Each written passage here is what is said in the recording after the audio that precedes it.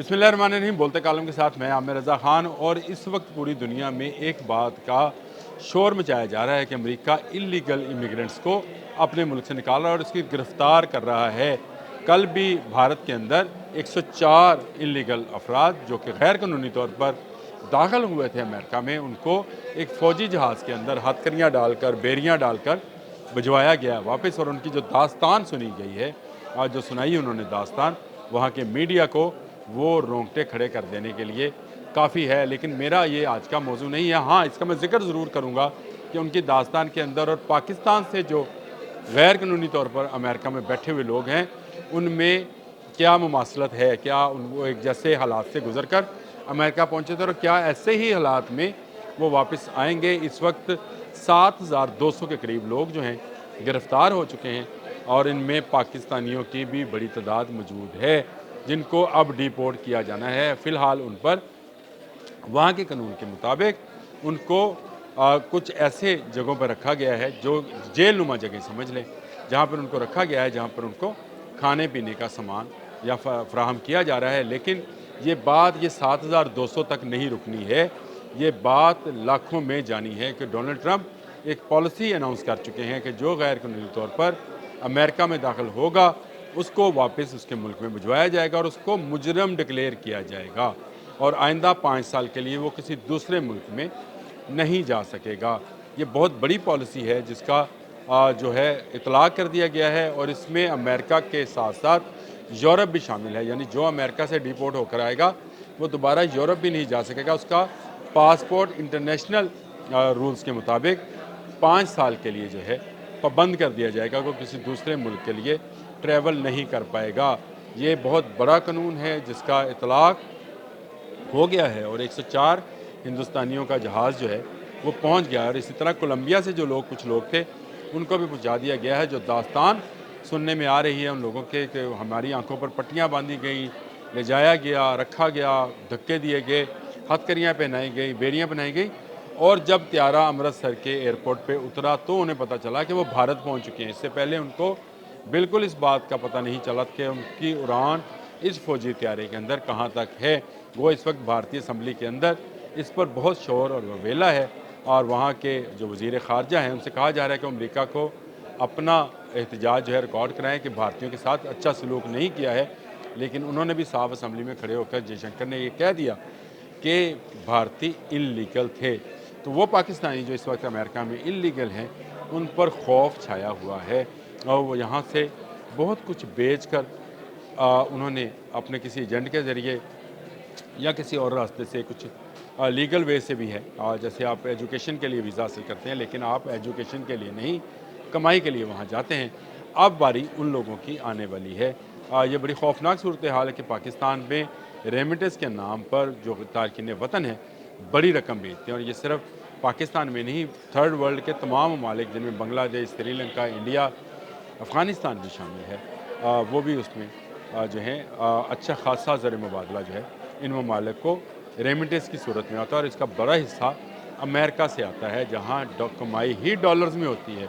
आपको currency exchange कराने की ज़रूरत नहीं है। लेकिन अब अमेरिका में रहने वाले गैर कानूनी तारकीन वतन के लिए कड़ा वक्त शुरू हो गया है। अब वहाँ पर जाने का उन लोगों को जो अभी सोच रहे हैं कि वो किसी एजेंट के ज़रिए वहाँ चले जाएँ।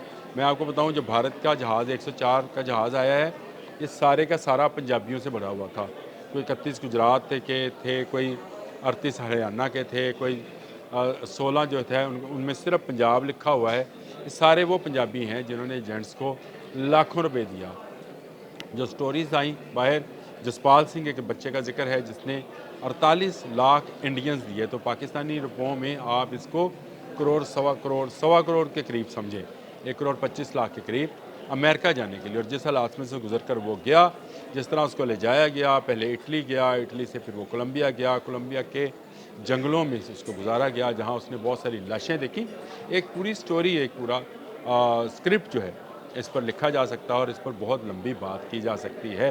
इसी तरह आपको याद है कि पाकिस्तान से भी तारकीन वतन की पिछले दिनों 2 कश्तियाँ जो है डूब गईं जिसमें हमारे यहाँ के वो नौजवान बच्चे बच्चियाँ जिन्होंने लाखों रुपए देकर गैर कानूनी तरीके से दाखिल हो यूरोप और अमेरिका में दाखिल होने की कोशिश की थी।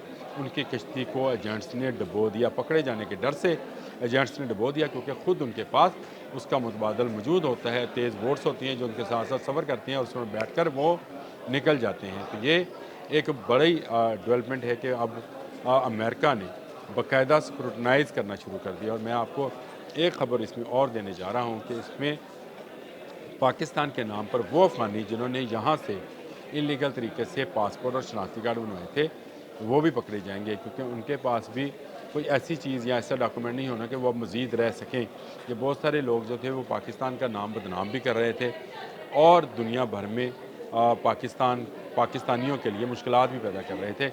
इनके नाम तो पाकिस्तान ने ख़ुद अमेरिका को देने हैं कि ये वो लोग हैं जिनकी तस्वीरें हैं, जिनके पासपोर्ट्स हैं, जो कि इल्लीगल तरीके से अफ़गानी शहरी थे लेकिन पाकिस्तान के रास्ते यहाँ से पासपोर्ट और शनाख्ती कार्ड हासिल करके अमेरिका गए।